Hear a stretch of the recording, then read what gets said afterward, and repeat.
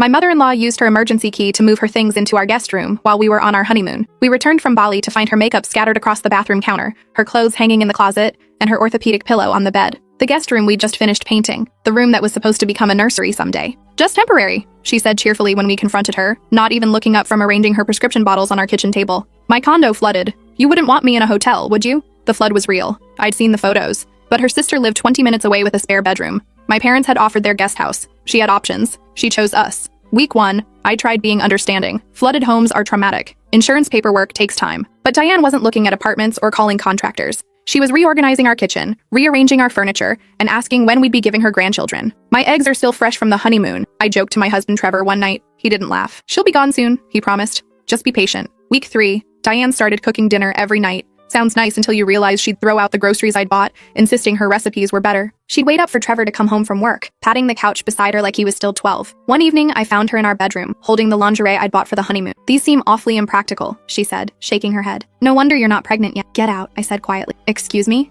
Get out of my bedroom. She clutched her chest like I'd struck her. I was just trying to help you understand what Trevor really likes. That night, I told Trevor she needed to leave. He sighed, exhausted. Where's she going to go? Her place won't be ready for another month. Your aunts, my parents, a hotel. I don't care. You're being unreasonable, he said. She's my mother. Something in his voice made my blood run cold. She's my mother. Not, I know this is hard. Not, let me talk to her. Just automatic defense. The next morning, I called my dad. By noon, I'd moved my essentials into my childhood bedroom. I texted Trevor, I'm staying at my parents until your mother leaves. Not negotiable. His response came an hour later. You're really going to abandon our marriage over this? Abandon. As if I'd left him. Not his mother's invasion. Day 4 at my parents' house. Trevor's sister called me. I heard you moved out, she said carefully. Look, I need to tell you something about Diane. She did this to me too. Moved in right after our wedding. Stayed for 11 months. By the end, my husband couldn't make a decision without checking with her first. We're divorced now. My stomach dropped. Why didn't you warn me? Would you have believed me? Or would Trevor have convinced you I was just bitter? I thought about the past 3 weeks. How Trevor had started asking his mother's opinion on everything from what groceries to buy to which car insurance we should switch to. How he'd stopped kissing me goodnight, but never missed his mother's forehead kiss before bed. What do I do? I whispered. You set a boundary, right now, or you'll spend your marriage coming in second place. That night I drove home. Diane was watching TV in our living room, feet up on our coffee table. Trevor was beside her, scrolling his phone. We need to talk, I said. Diane stood up. Oh good, you've come to apologize. Sit down, I told her. My voice didn't shake. You're leaving tomorrow. I've called your sister. You're staying with her. Trevor? Diane turned to her son, eyes wide with betrayal. He looked between us, trapped. Choose, I said to him, heart pounding hard. Right now, me or her. The silence stretched for 15 seconds. I counted. Trevor's face went pale. This is insane, he said. You can't make me choose between my wife and my mother. I'm not making you choose, I said. I'm telling you the reality. Either she leaves tomorrow, or I file for divorce on Monday. Diane gasped, actually gasped, hand to chest, the whole performance. You would threaten divorce over me staying here temporarily? Trevor, do you hear this? Mom, Trevor said, but his voice was weak. I raised you better than this, Diane continued. I raised you to respect family, to take care of your mother when she needs you. Your mother has a sister with a 4-bedroom house, I said. She has friends, she has resources. What she doesn't have is the right to live in my home without my consent. Trevor stood up. Can we talk about this privately? No, I said, because every private conversation we've had about this has ended with you promising she'll leave soon. It's been 3 weeks. Her condo repairs were estimated at 2 weeks maximum. I called her insurance company. His eyes widened. You did what? I called her insurance company, pretended to be her. The repairs were finished 5 days ago. The place has been ready for her to move back for almost a week. The room went dead silent. Diane's face transformed. The helpless mother act vanished. You had no right to do that. And you had no right to lie, I said. Your condo is ready. You've been staying here because you want to, not because you need to. Trevor turned to his mother. Is that true? I was going to tell you, Diane said quickly. I thought maybe we could discuss me staying here permanently. You have the space. I'm getting older. I shouldn't be living alone. There it was. The real plan. Did you even ask us? Trevor said, and for the first time I heard doubt in his voice. I was going to, Diane said, but she's been so hostile from the start. I knew she'd say no. Because it's insane, I said. You're 58 years old. You're healthy. You have your own home. You don't need to live with us. I'm his mother, Diane said, voice rising. I gave birth to him. I raised him alone after his father died. You deserve respect. I interrupted. You deserve visits and family dinners and phone calls. You don't deserve to take over our home without asking. Trevor sat back down, head in his hands. Trevor, Diane said, softer now. Honey, you understand, don't you? After your father died, it was just us. We've always taken care of each other. And there it was. The manipulation I'd been watching for weeks, using his dead father as leverage. Your father died when Trevor was 17, I said quietly, 11 years ago. He's not a child anymore. I know that, Diane snapped. Do you? I asked. Because you still pat the couch for him to sit beside you. You still call him honey and sweetie like he's 12. You still make all his favorite childhood meals and talk about how close you two have always been. What's wrong with being close to my son? Nothing, I said. Until it becomes enmeshment. Until he can't make a decision without checking with you first. Until his wife comes second. Trevor's head came up. That's not... It is, I said, and my voice cracked. Trevor, you asked your mother which car insurance we should get. You asked her opinion on what color we should paint the bathroom. You told her about our plans to try for a baby before you told me you were ready. His face went red. You told her? I said. About us trying for a baby? She asked. He said weakly. She's been asking me every day when we're giving her grandchildren. I said. I thought it was just her being pushy. I didn't realize you two had actually discussed it. Diane smiled. Of course we discussed it. I'm going to be a grandmother. I have a right to. You have no rights to our reproductive choices. I said, voice hard. None. That's between me and Trevor, not you. I'm just excited, Diane said, but her eyes had gone cold. You told her we were waiting, I said to Trevor. Didn't you? You told her I wanted to wait another year. He didn't answer. And she's been on my case ever since, I said. Asking when we'll give her grandchildren, making comments about my age, about my eggs, about how I should hurry up before it's too late. I'm just concerned, Diane said. You're manipulating, I said. And it stops now. I turned back to Trevor. I'm going to bed. When I wake up tomorrow morning, your mother needs to be gone. If she's still here, I'm packing my things and going back to my parents' house. And I'm not coming back. You can't just... Diane started. I can, I said. This is my house too. I pay half the mortgage. I have just as much say as Trevor does. And I say you leave. I walked to our bedroom and locked the door. I didn't sleep. I heard them talking in low voices for hours.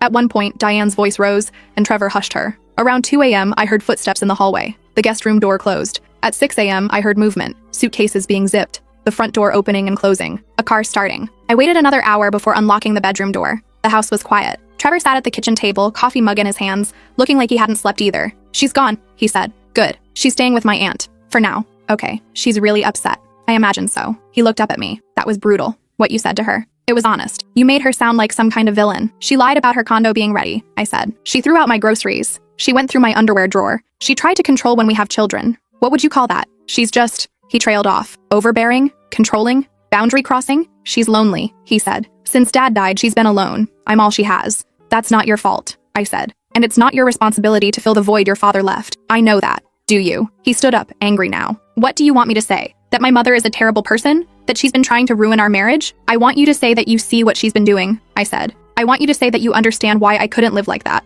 I get that it was hard. Hard? I laughed, and it came out bitter. Trevor, I moved out. I left our home because your mother made it uninhabitable, and you didn't even try to stop her. I thought you were overreacting, because she told you I was. He flinched. Every time I complained to you, I said, you'd talk to her, and she'd tell you I was being dramatic, being unreasonable, being jealous of your relationship, and you believed her. She's my mother, and I'm your wife, I said. When did that start meaning less? He didn't answer. I poured myself coffee, hands shaking. Your sister told me something about what happened with her marriage. What? That your mother did the same thing to her. Moved in after her wedding. Stayed for 11 months. Convinced her husband to check every decision with her first. They're divorced now. Trevor's face went white. Olivia told you that? She wanted to warn me, I said. She said she didn't warn me before because she knew you'd convince me she was just bitter. That was different, Trevor said. Olivia's husband was an alcoholic. Mom was trying to help. Or maybe, I said, your mother saw a marriage she could control, and she took the opportunity. That's a horrible thing to say. Is it? I asked. Because from where I'm standing, it looks like a pattern. She moves in, she takes over, she drives a wedge between the couple, and when it falls apart, she gets to keep her son all to herself. You think my mother sabotaged Olivia's marriage? I think your mother doesn't want to share you, I said. I think she's been alone since your father died. And instead of building her own life, she's tried to live through you. Trevor sat back down heavily. I talked to a therapist, I said, while I was at my parents' house, about enmeshment, about emotional incest. His head snapped up. What? Emotional incest, I repeated. When a parent treats their child like a partner, confides in them inappropriately, depends on them for emotional support that should come from other adults, makes them feel responsible for the parent's happiness. That's not... You told me once that after your dad died, your mother would come sleep in your bed because she was too sad to be alone. You were 17. She was grieving. She was putting you in the position of being her emotional husband, I said. You were a kid. You shouldn't have been responsible for comforting your mother through her grief. What was I supposed to do? Let her cry alone? Yes, I said. Or she should have gone to therapy, or leaned on her friends, or her sister. Not her teenage son. Trevor's hands were shaking now. You told me that she'd call you at college every night, I continued. Sometimes multiple times a day. That she'd cry if you didn't answer. That you felt guilty for being away at school because she was alone. She needed me. She was guilting you, I said. Making you feel responsible for her emotional well-being. That's not healthy. That's manipulation. Stop, Trevor said. Just stop. I can't, I said. Because this is our marriage. And if we don't talk about this now, we're going to end up like Olivia and her husband. Divorced. Because your mother will always come first. That's not fair. Isn't it? I asked. Last night, when I asked you to choose, you hesitated. You actually hesitated. It's not that simple. It is that simple, I said. When you get married, Your spouse becomes your primary family. Your parents become secondary. That's how it works. That's how healthy marriages work. I can't just abandon my mother. I'm not asking you to, I said. I'm asking you to set boundaries, to put our marriage first, to stop letting her control our lives. He stared into his coffee. Your mother has her own life, I said. Her own home, her own friends. She doesn't need to live with us. She doesn't need to be involved in every decision we make. She doesn't need daily updates on our marriage, our plans, our lives. She's going to be upset if I pull back. Probably, I said. And that's okay. Her being upset doesn't mean you're doing something wrong. It means you're doing something different than what she wants. Trevor was quiet for a long time. I don't know how to do this, he finally said. Do what? Set boundaries with her. She'll cry. She'll say I'm abandoning her, that I don't love her anymore. And you'll tell her that's not true, I said. That you love her, but you're married now. That your priorities have changed. That she needs to respect your marriage. She won't like that. She doesn't have to, I said. This isn't about making her happy. This is about building a healthy relationship with her. One where she's your mother, not your partner. He looked up at me, eyes red. I'm sorry, he said. I should have stood up for you sooner. Yeah, I said. You should have. I didn't see it. What she was doing. I know. She's always been like this, he said. After Dad died, it was just the two of us. She'd tell me everything. About her day, about her problems, about her loneliness. I thought I was being a good son by listening. You were being a parentified child, I said. And that wasn't your fault. You were just doing what you thought you had to do. But I'm an adult now, he said. I should have recognized. Yes, I said. You should have. But we're here now. And we can either fix this, or we can let it destroy us. He reached for my hand. I choose you. You hesitated, I said, pulling back. Last night, when I asked you to choose, you hesitated. I was shocked. I didn't know what to say. You should have said my wife immediately, I said. Without thinking, without hesitating. That's what married people do. I'm sorry. I know, I said. But sorry isn't enough. I need to see change. Real change. What do you want me to do? Therapy, I said. Both of us. Together. And you, individually. To work through the enmeshment issues. Okay. And boundaries with your mother, I said. Real boundaries. No more daily phone calls. No more discussing our private life with her. No more asking her opinion on our decisions. She'll think I hate her. Then you'll have to live with that, I said. Because the alternative is losing your marriage. He nodded slowly. And if she ever uses her emergency key again, I said, I'm changing the locks. That key is for emergencies only, not for letting herself in whenever she wants. I'll get it back from her. Good. We sat in silence, drinking coffee, exhausted. I love you, Trevor said. I know I didn't show it these past few weeks, but I do. I love you too, I said. But love isn't enough if you're not willing to prioritize our marriage. I will, he said. I promise. I'm going to hold you to that. The next week was hard. Trevor called his mother to set boundaries. She cried, just like he'd predicted. Said he was choosing his wife over his own mother, that she'd sacrificed everything for him after his father died, and this was how he repaid her. I'm not choosing between you, he told her, with me sitting beside him on speaker. I'm setting healthy boundaries. I'm married now. My wife comes first. That's how it should be. She's turning you against me, Diane said, voice cold. No one's turning me against anyone, Trevor said. I'm making my own decisions. This is her idea, Diane insisted. She's controlling you. Diane, I said, speaking for the first time. Trevor is an adult. He's capable of making his own decisions. You stay out of this, Diane snapped. This is between me and my son. No, Trevor said firmly. This involves all of us. And you need to accept that I'm setting boundaries. What kind of boundaries? Phone calls twice a week, Trevor said. Sunday evenings and Wednesday afternoons. No more daily check-ins. You can't be serious. And no more discussing our private life, Trevor continued. No questions about when we're having kids. No comments about our finances or our decisions. That's between us. I'm your mother. I have a right. You don't, Trevor said. You have the right to be treated with respect. You don't have the right to control our lives. Diane went quiet. And the emergency key, Trevor said. I need it back. What if there's an emergency? Then you call 911 like everyone else, Trevor said. You're really going to do this to me? Diane asked, voice shaking. After everything I've done for you? I'm not doing anything to you, Trevor said. I'm setting healthy boundaries so we can have a good relationship. This isn't a good relationship, Diane said. This is you pushing me away. If you can't accept these boundaries,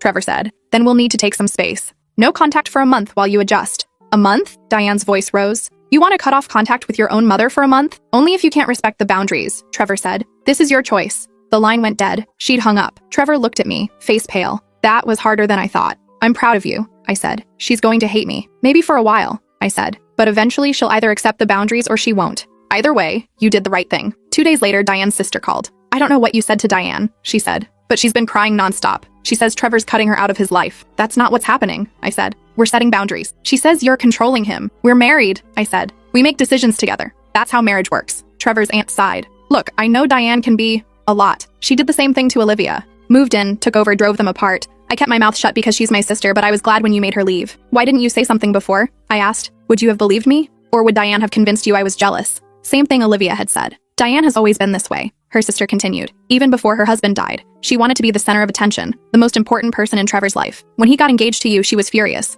She called me crying, saying you were stealing her son. My stomach turned. She said that? She'd been planning to move in with him after the wedding, his aunt said. She thought it was natural, that you two would live together, and she'd be part of your household. She was shocked when he said no. She asked him? Before he proposed to you, his aunt said. She told him that when he got married, she expected to live with him and his wife, that it was normal in many cultures for parents to live with their adult children. What did Trevor say? He said he'd have to ask you first, his aunt said. Diane took that as a maybe. That's why she was so upset when you two bought a house without a mother-in-law suite. I remembered that argument. We'd looked at a house with a separate entrance and small apartment attached. Diane had loved it. Trevor had been weirdly insistent we see it. I'd said no, I didn't want to be landlords. Now I understood. It wasn't about being landlords. It was about Diane moving in. Thank you for telling me, I said. Diane needs to learn that she can't control everyone, his aunt said. Maybe this will be good for her. Teach her to build her own life instead of living through her son. Maybe. And if she doesn't learn, his aunt said, then at least you'll have clear boundaries. Some people never change. You just have to decide what you're willing to tolerate. That conversation stuck with me. The idea that Diane had been planning this from the beginning, that the flood had been an opportunity, not a crisis. I called the insurance company again. This time I asked different questions. The flood had been real, but minor. Minimal damage. The repairs were covered and completed within 10 days. The place had been habitable for 2 weeks before Diane had moved into our guest room. She'd lied from the start. I showed Trevor the documentation. He stared at it for a long time. She planned this, he said. Yes. She waited until we were gone on our honeymoon, used the emergency key, moved in while we couldn't stop her. Yes. And then she lied about how long repairs would take. Yes. He looked up at me, eyes filled with something I couldn't quite read. Betrayal, maybe. Or grief. My mother is manipulative. Yes. I didn't want to see it. I know. She raised me to think this was normal, he said. That we were just close. That it was healthy for a mother and son to be best friends. It's not your fault, I said. You were conditioned to accept this. But I'm an adult now, he said. I should have recognized it. You're recognizing it now, I said. That's what matters. He pulled me close. I'm sorry for not believing you, for making you move out, for hesitating when you asked me to choose. I know. I'm going to do better. I believe you. We started therapy the next week. Both couples counseling and individual sessions for Trevor. The therapist confirmed what I'd researched. Emotional enmeshment, parentification, codependency. Trevor had been trained since childhood to be responsible for his mother's happiness. She used to tell me I was the man of the house after Dad died, Trevor said in one session, that I needed to take care of her, that it was just the two of us against the world. How did that make you feel? The therapist asked. Proud, Trevor said. Like I was important, like I had a purpose. And scared, he added after a moment. Because I was 17. I didn't know how to take care of anyone. That's a lot of pressure for a teenager, the therapist said. I thought it meant she trusted me. She was using you, the therapist said gently. Putting adult responsibilities on a child, that's not trust. That's parentification. Trevor cried in that session, really cried, for the childhood he'd lost, for the burden he'd carried, for the realization that his mother's love had come with strings attached. Diane didn't take the boundaries well. She called Trevor's phone 37 times in one day. When he didn't answer, she showed up at his work. Security had to escort her out. She texted me, "You've stolen my son." I didn't respond. She texted again, "You're going to regret this." I screenshotted that one and saved it. She called my parents' house, crying to my mother about how I destroyed her relationship with Trevor. My mother, bless her, said, "If your son chose his wife over you, maybe you should ask yourself why." Diane showed up at our house one evening. Trevor had been prepared. He didn't let her in. They talked on the front porch while I watched from the living room window. "Why are you doing this to me?" Diane asked.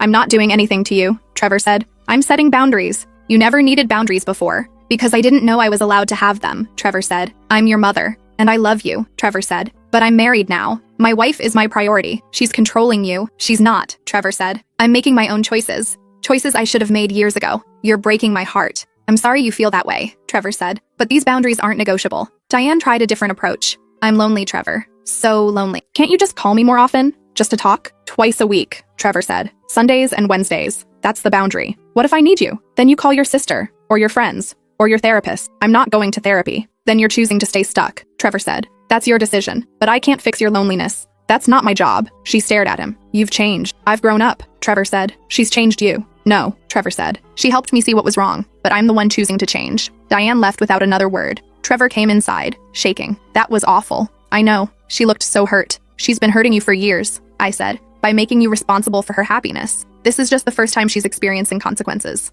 It doesn't feel good." "It's not supposed to," I said. "Growth is hard, but necessary." 3 weeks into the boundaries, Diane called Trevor on a Thursday. Not Sunday, not Wednesday. He didn't answer. She left a voicemail. "Your uncle had a heart attack. He's in the hospital. I need you." Trevor listened to it, pale-faced. "I have to go. Call your aunt first." I said, "Verify it's real." He looked at me, shocked. "You think she's lying?" "I think she's desperate," I said. "And desperate people do desperate things." He called his aunt, who had no idea what he was talking about. His uncle was fine, playing golf. Trevor sat down hard on the couch. "She lied about my uncle having a heart attack to get you to call her on a non-boundary day. That's..." He couldn't finish. "Manipulative," I said. "Cruel. Wrong." He called his mother. Uncle David is fine, he said. I called his wife. He's playing golf. Silence on the other end. You lied about him having a heart attack, Trevor said, to get me to call you. I just wanted to talk to you, Diane said quietly. So you lied about a medical emergency. You won't talk to me otherwise, because you won't respect the boundaries, Trevor said. And now you've proven that I was right to set them. This is manipulation. This is wrong. Trevor, please. I'm hanging up now, Trevor said, and I'm blocking your number for a month. When I unblock it, if you can respect the boundaries, we'll try again. If not, I'm done. You can't do this to me. I can, Trevor said, and I am. Goodbye. He hung up, blocked her number, then burst into tears. I held him while he sobbed. For his mother, for himself, for the relationship they'd never really had because she'd never let him grow up. The next month was peaceful, quiet. We had dinner together without anyone calling multiple times. We made decisions without outside input. We painted the guest room blue, preparing for the future we wanted. When the month ended, Trevor unblocked his mother's number. She called immediately. Are you ready to respect my boundaries? Trevor asked. Yes, Diane said, small voice, defeated. Twice a week. No discussing our private life. No emergency key. No unannounced visits. I understand. If you break these boundaries, Trevor said, I'll cut contact again, for longer next time. I understand, she repeated. They talked for 15 minutes. Stilted conversation. Surface level, but civil. When Trevor hung up, he looked relieved. She might actually do it. Maybe, I said. You don't sound convinced. I want to believe she'll change, I said. But people like your mother rarely change unless they get therapy. They just find new ways to manipulate. I'm keeping the boundaries regardless, Trevor said, even if she tries. Good. For 2 months, Diane behaved. She called on Sundays and Wednesdays, kept conversations light, didn't push, didn't pry. Then I got pregnant. We waited until I was 12 weeks to tell anyone. We told my parents first. They cried happy tears, hugged us both, and immediately started planning a nursery renovation in their guest room for visits. We told Trevor's sister Olivia next. She was thrilled. I'm so happy for you, she said, and I'm glad you set boundaries with Mom first. She would have made this pregnancy hell. Then came the hard part, telling Diane. Trevor called her on a Sunday, put her on speaker. Mom, I have news, Trevor said. We're having a baby. She's 12 weeks along. Silence. Then, 12 weeks? You waited 12 weeks to tell me? We wanted to wait until we were past the first trimester, Trevor said. I'm the grandmother, Diane said, voice rising. I should have been the first to know. Our parents were the first to know, Trevor said. I'm your mother. And you're the third person we told, Trevor said. Right after both sets of parents. I should have been first, Diane said. Before anyone. That's not how we chose to do it, Trevor said. When is she due? Diane asked, switching tactics. November. I'll move in before the due date, Diane said, to help with the baby. New mothers need their mother-in-law there for support. My blood ran cold. No, Trevor said firmly. You won't be moving in, but you'll need help. We'll figure it out, Trevor said. Just us. That's ridiculous. I can help with night feedings, cooking, cleaning. No, Trevor repeated. We appreciate the offer, but we want to do this as a family. Just the three of us. I'm family, Diane said, voice hard now. You're extended family, Trevor said. You can visit, but you're not living here. You're making a mistake. It's our mistake to make, Trevor said. She's controlling you again, Diane said. She doesn't want me around the baby. This was my decision, Trevor said. Not hers, mine. I don't believe that. Believe what you want, Trevor said. But the decision stands. You're not moving in. Diane started crying. I just want to be a grandmother. To know my grandchild. You're going to keep me away. We're not keeping you away, Trevor said. You can visit. You can babysit. You can be as involved as you want, within our boundaries. But you're not living here. This isn't fair. Life isn't fair, Trevor said. But these are our boundaries. Accept them or don't. Your choice. She hung up on him. That went well, I said dryly. She'll get over it, Trevor said. But he didn't sound convinced. She didn't get over it. Diane started a campaign. She called Trevor's aunt, his sister, my parents, our friends, told everyone that I was keeping her from her grandchild, that I was controlling Trevor, that she was being unfairly excluded from the pregnancy. Most people saw through it. My mother told her to stop calling. Trevor's aunt told her she was embarrassing herself. Olivia blocked her number. But some people believed her. Trevor's cousin called, concerned. Is everything okay? Mom said you're not letting Diane see the baby. That's not true, Trevor said. We're just not letting her move in. Oh, his cousin said. That's, wow. She's telling everyone you're cutting her out completely. She's lying. I figured, his cousin said. She did the same thing with Olivia. But other people are believing her. Great. Now we had to deal with extended family thinking we were cruel. Trevor posted on social media. A simple statement. We're excited about our growing family. My mother is welcome to visit and be involved within healthy boundaries. Anyone who claims otherwise is spreading misinformation. Diane lost her mind. Called him immediately. Boundaries forgotten. How dare you call me a liar publicly, she said. You are a liar, Trevor said calmly. You told people we're cutting you out. That's not true. You won't let me live with you. That's a boundary, not cutting you out, Trevor said. You're welcome to visit. To be a grandmother. Just not to live here. It's the same thing. It's really not. She hung up again. The harassment got worse. She started driving by our house. Sometimes she'd sit in her car outside just watching. Trevor called the police for a wellness check. They talked to her, told her to stop. She cried, told them she was worried about her pregnant daughter-in-law, just wanted to make sure we were okay. The police officer looked at Trevor. Is your mother a danger to anyone? Not physically, Trevor said, but she's not respecting our boundaries. Tell her to stop coming by, the officer said. If she continues, you can file for a restraining order. Trevor told her. She cried, said he was treating her like a criminal. that she'd never felt so betrayed. Then stop driving by our house, Trevor said. Respect our boundaries. She didn't drive by again, but she found other ways. She sent gifts. Baby clothes, toys, books, all sent to our house with notes. For my grandbaby, love, Grandma. Trevor donated everything to charity. She tried joining my prenatal yoga class. The instructor called me, uncomfortable. Someone claiming to be the baby's grandmother signed up. She said you invited her? I didn't. I said, please don't let her in. I won't, the instructor said, but she seemed very insistent. She tried friending my coworkers on social media, tried joining the new moms group I'd found online, tried calling my obstetrician to get information about the pregnancy. HIPAA laws prevented that last one, thankfully. She's escalating, our therapist said. This is common when strong boundaries are set with someone who's never experienced them before. She's testing to see if you'll break. We won't, Trevor said. Good, the therapist said, because if you break once, she'll know she can keep pushing. I was 28 weeks pregnant when Diane showed up at my office. My coworker came to my desk. There's a woman in the lobby asking for you. Says she's your mother-in-law? My heart sank. Tell her I'm in a meeting. She says she'll wait. I called Trevor. Your mother is at my office. I'm coming, he said. Trevor, you're an hour away. I'm coming, he repeated. Don't go down there. Stay in your office. Lock the door if you have to. I locked my office door. Watched the clock. My coworker texted. She's still waiting. She's been asking questions about you, about the pregnancy. I didn't tell her anything. 45 minutes later, Trevor arrived. I watched from my office window as he approached his mother in the parking lot. They argued. I couldn't hear words, but I saw gestures. Diane crying. Trevor standing firm. Finally, she got in her car and drove away. Trevor came up to my office. I'm sorry, he said. She won't do that again. What did you say to her? That if she ever shows up at your work again, I'm filing for a restraining order. That this is harassment. That she needs to respect our boundaries or lose all access to us and the baby. What did she say? That I'm being cruel, Trevor said. That she just wanted to see you, to make sure you were eating right and resting enough. She wanted to control me, I said. I know. My boss called me in the next day. I don't want to pry, she said carefully. But if you're dealing with family issues that might impact your safety at work, I need to know. I explained the situation. Boundaries, harassment, everything. If she shows up again, my boss said, we'll call security immediately, and the police if necessary. You shouldn't have to deal with this while pregnant. Thank you. Also, my boss said, when you go on maternity leave, I'll make sure the front desk knows not to give out any information about you. Not even to confirm you work here. Thank you, I said again, nearly crying. At 32 weeks, we had a scare. Early contractions. The doctor put me on bed rest for 2 weeks. Trevor worked from home to take care of me. Diane somehow found out. Probably called the hospital pretending to be me again. She showed up at our house with groceries and cleaning supplies. Trevor answered the door. You can't be here. You need help, Diane said, pushing past him. She's on bed rest. You're working. Who's taking care of things? We are, Trevor said. Let me just get out, Trevor said. Now. Diane looked past him to where I was lying on the couch. Sweetheart, you need someone to take care of you. Trevor can't do it all. My mother is coming tomorrow, I called out. We have help. I'm the grandmother, Diane said. I should be helping. You should be respecting our boundaries, Trevor said, which means leaving. Now. Trevor, please. I'm calling the police, Trevor said, pulling out his phone. If you're not gone in 30 seconds, I'm filing a report for harassment and trespassing. Diane stared at him. You would really call the police on your own mother? Try me. She left. Trevor filed for a restraining order the next day. Temporary protection order while the court date was scheduled. Diane was served papers at work. She called Trevor, screaming, a restraining order? Against your own mother? You wouldn't respect our boundaries, Trevor said. You showed up at my wife's work, at our home after being told not to. You're harassing us. I was trying to help. Help would be respecting what we've asked for, Trevor said. This is harassment. It stops now. The court date was set for 2 weeks later. We hired a lawyer, documented everything, the drive-bys, the showing up at my work, the attempts to access my medical records, the unwanted gifts, the harassment of our friends and family. Diane hired a lawyer too, showed up to court in black, like she was in mourning. The judge reviewed the evidence. Mrs. Diane, he said, can you explain why you went to your daughter-in-law's workplace after being asked not to contact her? I wanted to see her, Diane said, to make sure she was okay. She's pregnant with my grandchild. And when they asked you to stop driving by their house,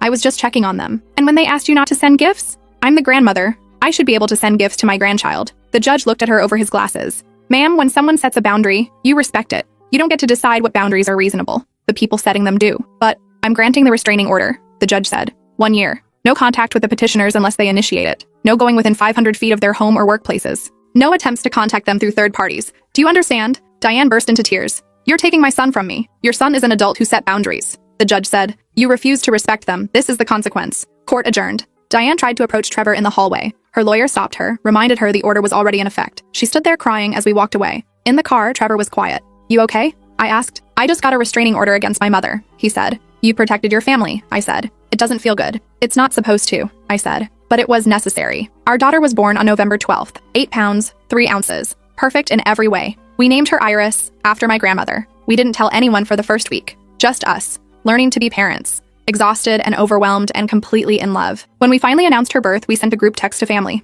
Iris Rose arrived safely. Everyone is healthy. We'll let you know when we're ready for visitors. My parents respected it. Sent congratulations, said to take our time. Trevor's aunt sent a lovely text. Congratulations. Can't wait to meet her when you're ready. Olivia sent flowers and a gift card for meal delivery. For when you're too tired to cook, love you both. Diane didn't respond to the group text. But an hour later, she showed up at the hospital. The nurse came to our room. There's a woman claiming to be the grandmother. I told her you weren't accepting visitors yet, but she's insisting. She has a restraining order, Trevor said. Call security. The nurse's eyes widened. Oh, okay. Security escorted Diane out. She was crying, making a scene, telling everyone that her son was keeping her from meeting her granddaughter. The hospital security called the police. Diane was arrested for violating the restraining order. Trevor's phone rang. His aunt. I'm at the police station with Diane. She violated the restraining order? She showed up at the hospital, Trevor said. We told her we weren't ready for visitors. Oh, Diane. His aunt sighed. Trevor, I'm sorry. I'll try to talk sense into her. Thanks, Trevor said. But I don't think it'll help. It didn't help. Diane spent a night in jail, was released with a court date for violating the order. The judge extended the restraining order to 3 years and added a clause.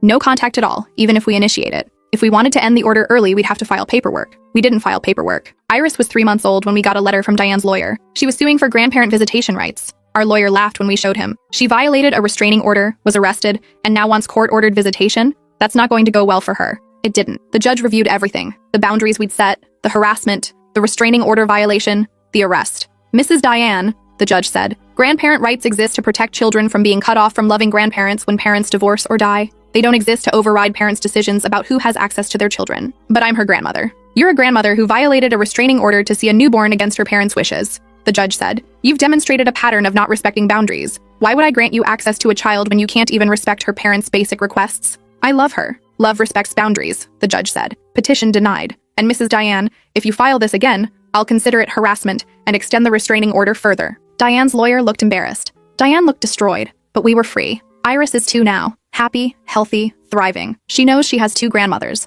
My mother, who babysits every Friday, and Diane, who she's never met. Sometimes people ask about Trevor's mother. We say it's complicated. Most people don't push. Trevor's still in therapy, working through the guilt, the grief, the complicated feelings about cutting off his mother. Some days are harder than others. Do you think she'll ever change? He asked me once. I don't know, I said honestly. Maybe. If she gets help. If she does the work. And if she does, he asked, would you ever let her back in? I thought about it. With very strict boundaries, supervised visits only, and the first time she breaks a boundary, she's out again. That's fair, Trevor said. But honestly, I said, I don't think she will change. People like her rarely do. She'd have to admit she was wrong, that she hurt people, that she needs help, and I don't think she's capable of that. Yeah, Trevor said quietly. Me neither. Last month, Diane sent a letter. Not to us, to Trevor's aunt, asking her to pass it along. The aunt called first. Diane sent a letter for you. Do you want it? What does it say? Trevor asked. I didn't read it, his aunt said. It's sealed, but she asked me to give it to you. Said it's important. Okay, Trevor said. Send it. The letter arrived a week later. Trevor held it for 3 days before opening it. It was long, 6 pages, handwritten. It started with, I've been in therapy. I sat beside Trevor while he read,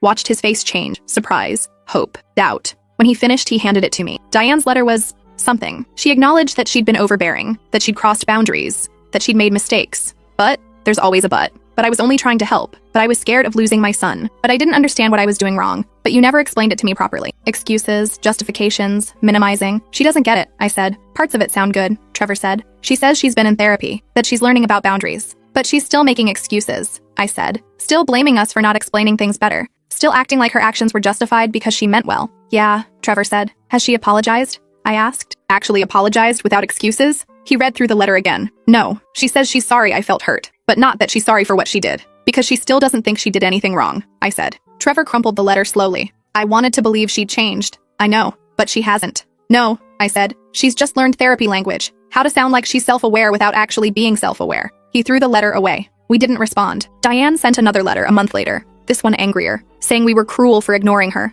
that she'd done the work, gone to therapy, written that letter, and we couldn't even respond? The mask slipped, Trevor said. Yeah, he threw that letter away too. Now it's been 6 months since the last letter. Diane's been quiet. Trevor's aunt says she's dating someone, joined a book club, started volunteering at a senior center. Maybe she's actually building her own life, Trevor said. Maybe, I said. Do you think we'll ever reconcile? I don't know, I said honestly. That's up to her. If she can actually respect boundaries, if she can apologize without excuses, if she can put in the work to change, then maybe. And if she can't, then Iris grows up without a grandmother on your side, I said. And that's sad, but it's better than growing up watching her grandmother disrespect her parents. Kids learn from what they see. I don't want Iris to grow up thinking it's normal to let people cross boundaries. Then we're doing the right thing, I said. Trevor pulled me close. Thank you. For what? For seeing what I couldn't see, he said. For setting the boundary when I was too scared to. For standing firm even when it was hard. We're a team, I said. Yeah, he said. We are. Last week, Iris said her first sentence. Mama, up. We celebrated. Called my parents, called Trevor's aunt. Posted a video on social media. Diane commented, "Beautiful granddaughter.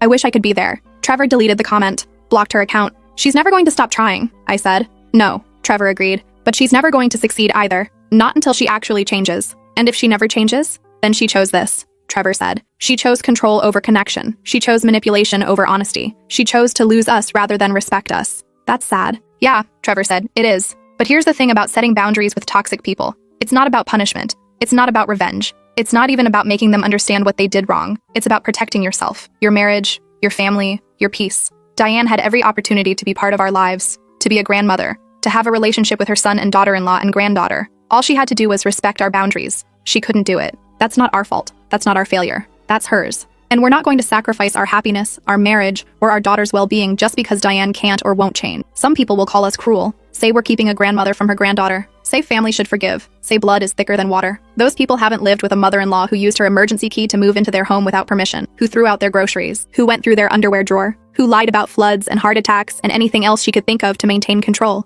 Those people haven't had to get a restraining order against family, haven't been arrested for trying to see their newborn, haven't stood in a courtroom while a judge explained that love doesn't override boundaries. We did everything right. We communicated clearly. We set fair boundaries. We gave chances. We tried therapy. We offered paths to reconciliation. Diane chose not to take them. Trevor's sister called last week. "How are you guys doing?" "Good," Trevor said. "Really good." "I'm glad," Olivia said. "You sound lighter." "I feel lighter," Trevor said. "It's like, I didn't realize how much space Mom's drama was taking up in my head until it was gone. That's how I felt after my divorce," Olivia said. "Like I could finally breathe." "I'm sorry I didn't believe you before," Trevor said. "When you tried to warn me, you weren't ready to hear it," Olivia said. "I get that now. Still, I'm sorry. Just don't let Iris grow up thinking Grandma's behavior was normal," Olivia said. "That's all I ask." "Never," Trevor promised. "We're teaching Iris about boundaries already, in age-appropriate ways. Teaching her that no means no, even with family, that her body is hers, that she doesn't have to hug or kiss anyone she doesn't want to. My mother respects it. When Iris doesn't want a hug goodbye, my mom says, 'That's okay. Can I have a high five instead?'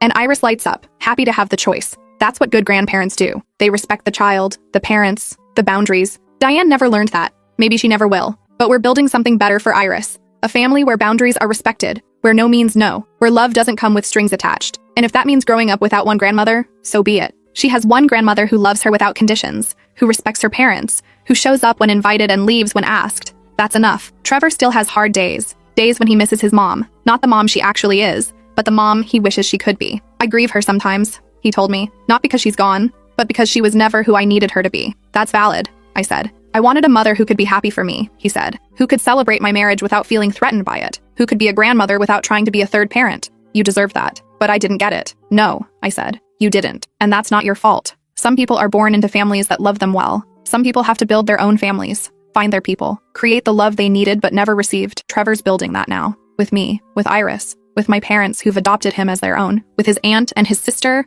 who understand boundaries and respect them. We're building something good, something healthy, something worth protecting, even if it means keeping Diane out. Iris will grow up knowing she's loved, knowing she's valued, knowing that boundaries are important and should be respected. She'll know that love isn't about control. It's about freedom, about choosing to stay, not being forced to. And maybe someday, if Diane ever does the work, we can revisit things. Can consider supervised visits with strict boundaries. Can give her one more chance. But that's a distant maybe, a far-off possibility. For now, we're happy, healthy, safe, and that's what matters. My mother-in-law used her emergency key to move into our guest room while we were on our honeymoon. It ended with a restraining order, therapy, and the healthiest boundaries I've ever set in my life. Was it worth it? Every single day. Because I'd rather have a small family that respects me than a large family that doesn't. I'd rather have peace than proximity. I'd rather have boundaries than abuse. And I'd rather teach my daughter that she deserves respect than teach her to accept whatever family dishes out. Trevor's mother chose control over connection. That was her choice. We chose peace over guilt. That was ours. And we'd make the same choice again, every single time.